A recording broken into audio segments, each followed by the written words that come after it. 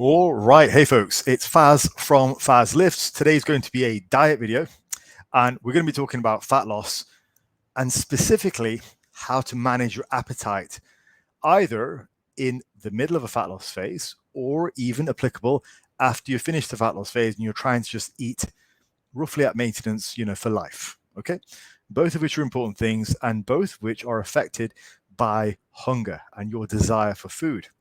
Now, if we think about this from a very kind of top-down ivory tower discussion, everybody should be able to reach their goal body weight and maintain that body weight and level of muscularity, as long as it's not, contest lean, but a reasonable body fat. Everybody should be able to maintain a reasonable body fat for life. The thing that gets in the way is calories, caloric intake. Much more so than activity is calories. But, putting all things else aside, we should be able to do it. Like, we can't say everybody could be Mr. Olympia. That doesn't work because we each have different muscle building potential. Okay. But in terms of getting lean and staying lean, what is lean for us should be theoretically possible. There are hormonal pulls backwards, but there are things we can do to mitigate that. And I think everyone can get at least reasonably lean. That is my experience. So what prevents us from doing that is generally hunger. So that's what I want to talk about in terms of a strategy that I use to help mitigate hunger. So let me introduce you to what we're talking about. So here we go. Right. Problem with dieting. Hunger prevents people from sustaining their calorie deficit. And also, let's say you have lost some weight, 10, 20 pounds. Ravenous hunger after the diet can prevent people from maintaining their fat loss over time. So either they just get to a point in the diet where they've had too much, and then one off meal turns into an off day, which turns into an off weekend, which then turns to 3 months of being off the diet. Or they've reached their goal body weight and they're purposely moving their calories up towards maintenance, but they realize, like so many of us do, that maintenance calories actually come with a lot more hunger than dieting. You guys ever had that before, where you've been dieting for months, then you go back to maintenance, and weirdly enough, your appetite goes up even higher? Like, I have that with myself, and loads of people that I work with have that same thing. So here's a way where you can preempt that. Okay, so this is what I call my 10% rule. Okay, 10% rule, just because it makes it easy to remember and easy to understand. The 10% rule is this: you want your protein to be set at about 10% of your overall calories. So your protein intake in grams set to about 10% of your overall calories for the day or for the meal, whatever. This applies per meal, not just per day or per week. This applies per meal too, everything you eat. Not every individual food item, but a balanced meal, okay? This is so tremendously effective at moderating appetite. After a while eating like this, you might find yourself actually purposely skipping meals. I did this for a period of about 6 to 8 weeks, which ended a couple of weeks back as I was doing a diet phase.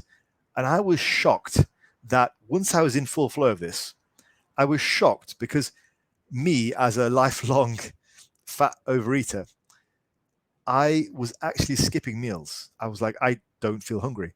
And I have not been able to say that for, I can't remember the last time I was able to say that. I'm not the kind of guy that skips meals. I know some of you out there might be watching this thinking, oh yeah, every now and again I forget to eat. The rest of us are looking at you and we hate you. Like, we do not miss meals. We do not forget to eat, right? So an example would be, if you're hitting about 2,500 calories, keep your protein at 250 grams. If you're eating 2,000 calories, protein at 200 grams. Now that sounds like a hell of a lot, and it is, but that's where the benefit comes into play. It is more than the 0.8 grams per pound. So I'm not saying it's not, but I'm also not doing it for those reasons. I'm doing it for the reasons of satiety and appetite control. And this is what I've seen to be of vast benefit. It is so tremendously effective at moderating appetite without having to just starve yourself. It's super effective. This is one of those areas where, the bros might have been right. Ramping up the protein intake really helps with a lot of things. And I think there are many reasons why it helps. And if we just kind of have a look through, we know that protein as a sort of percentage of overall calories has a massive effect on satiety. It's a very well-known relationship at this point.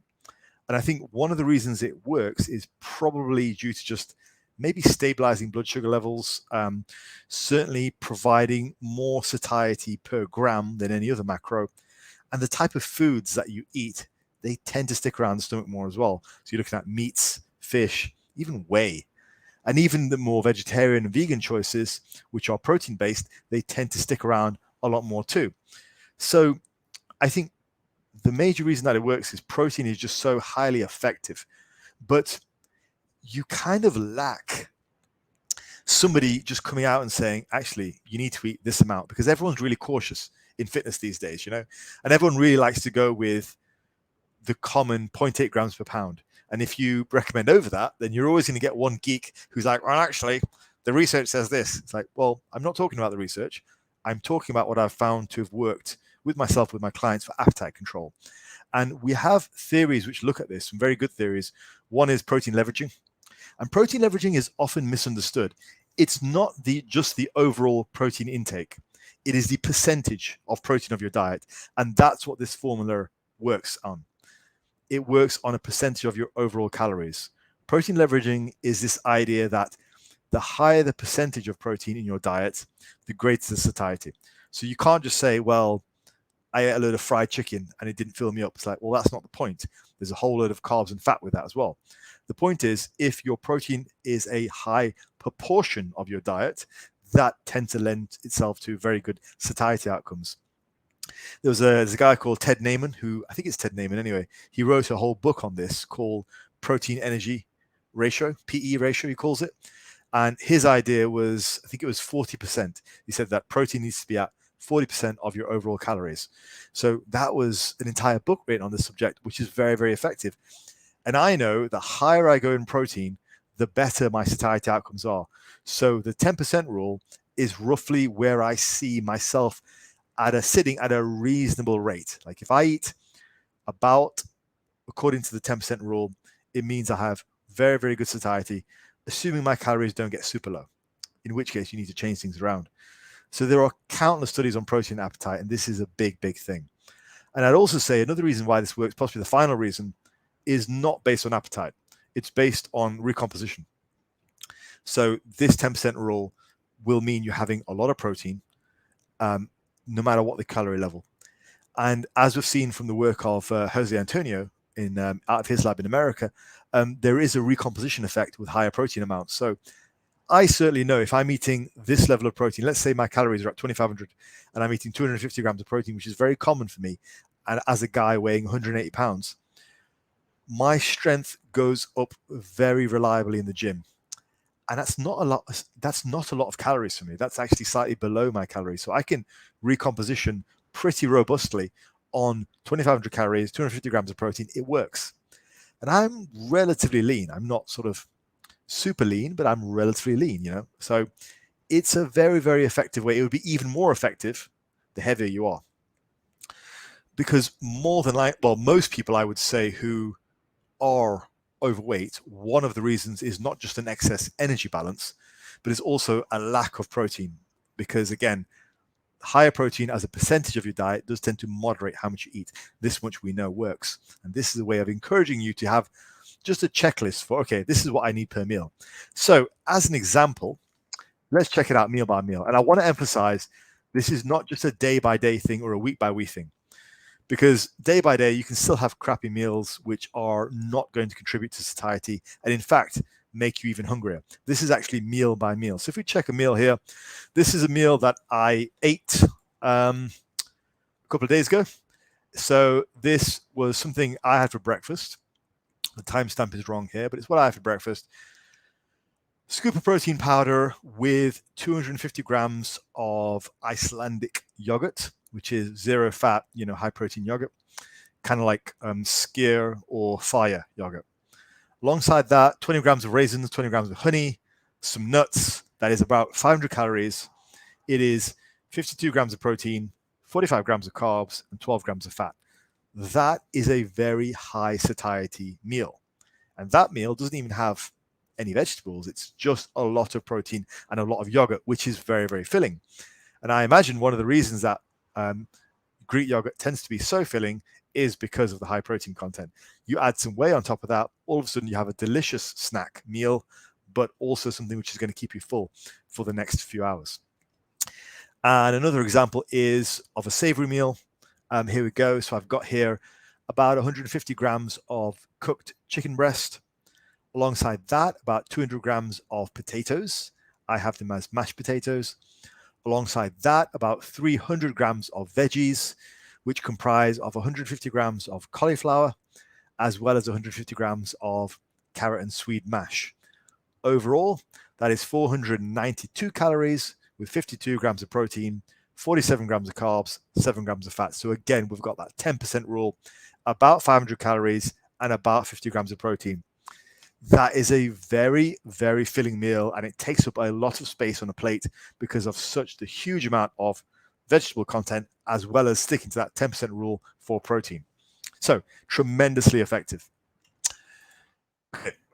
Now, at this stage, I just want to point out, because some of you will be watching this and you'll be thinking to yourself, okay, look, I don't do calorie counting. I get it. I'm with you. Totally get that. And I don't always teach calorie counting as the way for fat loss. I'm not one of those coaches. Like, I have varying different ways of working, and this is one of them. Now, when it comes to calorie counting, it's one of, I would say, broadly 3 methods that I use. So you don't have to use it, but there is advantage if you insist on not doing any calorie tracking at all. Fine. There are other methods we can use, but there is advantage in some planning. Like you don't have to calorie track every day, but you can go on to Chronometer like I use or MyFitnessPal. You can plan out a few sample meals. Like, okay, if I throw a bit of this in with a bit of this, then I can roughly get this 10% rule that Faz is talking about. So I kind of know roughly what I need to eat. So I know, without doing anything, without tracking on MyFitnessPal or Chronometer, I know that if I go to the kitchen now and I get 250 grams of yogurt with a scoop of whey and a few extras like honey, raisins, I'm going to hit about 500 calories and I'm going to hit about 50 grams of protein. Great. I don't necessarily need to track that if I don't want to, but I know it's there. It's the same with my savory meals. I know about 150 grams of chicken breast or about 200 grams of cod or haddock alongside some potatoes, some veggies is going to give me about 50 grams of protein with, again, about 500 calories. So there's an advantage of modeling your meals, at least initially, so you have an idea of what you're having. So you don't just leave it to chance, because left to chance, especially if you're overweight, I can guarantee that you will overconsume carbs and fats and you'll underconsume protein. Like, I get this all the time. People will be saying, I eat loads and loads of protein. You ask them to weigh it out, track it out, and they're eating about 80 grams and they're a 200-pound person. Like, okay, I think we've found the solution for why you're not gaining muscle and you're over fat. So, some planning helps. So that's the planning. And again, you don't have to do this for every single meal, but at least have an idea of the ratio and try and get that 10% rule. Now, at this point, I'm just going to drive home the point that I always make on every diet video, and I'm going to carry on making this point because some of you might say, well, look, what if I want to be flexible with my meals? Like, the 10% rule doesn't allow for a great deal of flexibility. To that, I would counter, you don't need a great deal of flexibility. And flexibility is not what you think it is. A lot of people think that flexibility is just being able to fit a pizza into your macros. So, okay, I've got a 2,000 calorie goal. I'm going to eat pizza. That's 1,200 of my calories gone. And now I'm going to eat 800 calories for the rest of the day. That's my 2,000 calorie diet. It was a success. No, it wasn't. We all know how to fit pizza into our macros. It's 2022. You don't have to be a genius to do that. Okay. The problem with that approach is you're going to get hungry. And this entire video is about managing hunger in the long term. You can do that for a day. That's fine. My argument for what true diet flexibility is going off plan altogether for a meal or for an evening or for an afternoon. Flexibility is going off plan. It's not making pizza fit into your plan. It's going off plan. Trying to make, whatever high calorie, low nutrient dense food fit into your plan on a regular basis, it's a backward strategy. You're shooting yourself in the foot because you're sticking to your calories, but odds are you're going to ramp up your appetite. And if you are interested in this video, interested in fat loss because you failed in the past or you've had troubles in the past, odds are that's probably not going to work in your favor. But at the same time, you need to have enough flexibility to know that every now and again, you want to eat pizza. I generally have a free meal every Saturday night. Not a problem. I can do that and still lose a robust amount of fat per week if I'm in a fat loss phase. It doesn't matter. It's just if you're encouraging yourself to do that every single day under the guise of flexibility, trust me, if you have problems with appetite and high hunger, low satiety, it's only going to exacerbate that. So my opinion is flexibility is just going off your plan. And on the other side of that coin, maturity is getting back on your plan the very next meal. So it's two sides of the same coin. Diet flexibility is the freedom to say, you know what, I'm just going to go off plan and I'm not going to worry about it. I'm not going to feel guilty about it. I'm not going to feel racked with guilty so that I overeat the next meal and I just carry on. It turns into a binge. I'm just going to have what I want this meal. It's a Saturday night. I'm with my loved one or I'm at a party and I want to enjoy myself. It's, whoever's birthday and I'm going to enjoy myself. Cool. Flexibility is just being able to enjoy yourself. Maturity is being able to get back on plan. And if you eat according to the 10% rule, you're going to go into that free meal pretty relaxed because your hunger is mostly taken care of. As I said, when I've been doing this 10% rule, I am purposely missing meals because I'm just too full. It's so liberating for a lifetime fatty to go into a situation where I'm like, hold on, I'm really not hungry. It's feeding time, but I'm not hungry. And I'm still losing weight on that. So the 10% rule, it's very, very good for that. It's for some of you, it might be a little bit more bother.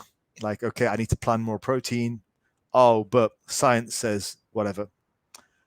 But it's extremely confidence building, extremely liberating to go, hold on, for the first time, maybe in my entire life, I don't want this meal.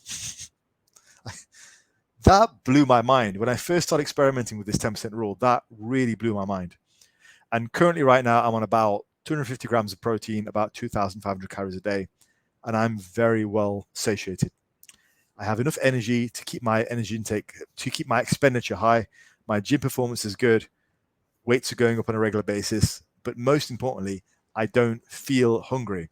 And because I've taken care of my appetite signals for the majority of the week, if I do want to go off track for a meal, it's fine. It doesn't matter because over the course of the whole week, I'm set. I've been taking care of hunger. So if I go off track for a one meal, say Saturday night, or two meals, say Wednesday night and Saturday night, it doesn't make a damn bit of difference. It really doesn't. Because I can get straight back on because I have that diet maturity where I could say, okay, if I had a free meal Saturday night, Sunday morning, it's breakfast as normal. Just carry right back on. So use the 10% rule to manage your hunger, but also go off plan every now and again if you want to. Okay, it's not mandatory. Do go off track every now and again if you want to. Have a free meal as you desire. You will mitigate that with a solid diet structure the rest of the time. That is the 10% rule. Okay. Also, feel free to match the 10% rule with accelerating your fat loss by adding in some fasting periods or some caloric restriction, either way. So maybe you don't lose fat on 2,500 calories. Well, go down to 2,300 calories. You're still going to be eating 230 grams of protein. Maybe you need to go down as low as 2,000 calories. Well, you're still going to be eating 200 grams of protein. Do you see what I mean? You're still going to be eating plenty of protein for the calories that you're allotted. Just be sure that you are sticking to the 10% rule to maximize satiety. The 10% rule is not a reflection on the overall calories. It is more a reflection on finding the highest satiety within those calories. You can go even higher if you want to. I mean, you can try and aim for 220 grams of protein with 2,000 calories, but the 10% rule is a good minimum cutoff when you're trying to maximize satiety.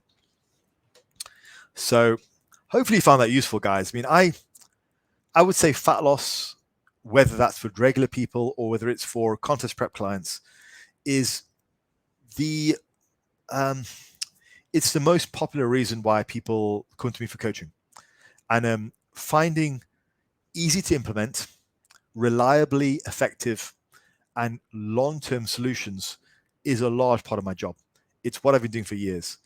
I would say protein is a big part of that puzzle, and giving people some type of arbitrary rule which they can implement into their eating patterns that can help them is just tremendously effective, because it gives people a standard. Like, okay, Faz has given me the 10% rule. Does this meal tick the box? Great, it does. Cool. Move on to the next one. Great. It gives you that carrot on the stick to aim for with protein intake and managing your meals. And from that, you can make some pretty nice meals. Implement a few more strategies like some fasting, higher vegetable intake, and all of a sudden you have a very, very good long-term eating model, which means you can drop fat and maintain it and keep it off. You can be a success story. Right, folks, I'm going to call it there. But if you would like to support me in my work, there is a link to my Patreon down in the description. Patreon, there are 3 tiers, one for just general support, which I appreciate. I have a few of you guys who support and girls who support my work on a regular basis. Thank you so much. It means a lot to me. I have a second tier, which allows you to get access to a free Q&A every week for my Patreon tier 2 and tier 3 clients. My tier 3 is actually a soft coaching option. So it's a full-on coaching alongside everything else. Or if you'd like coaching from me one-to-one, there's a contact form in the description. Feel free to get in touch. This is what I do. And thank you for your support. So I will call it there. All the best, guys. Use the 10% rule and enjoy the satiety.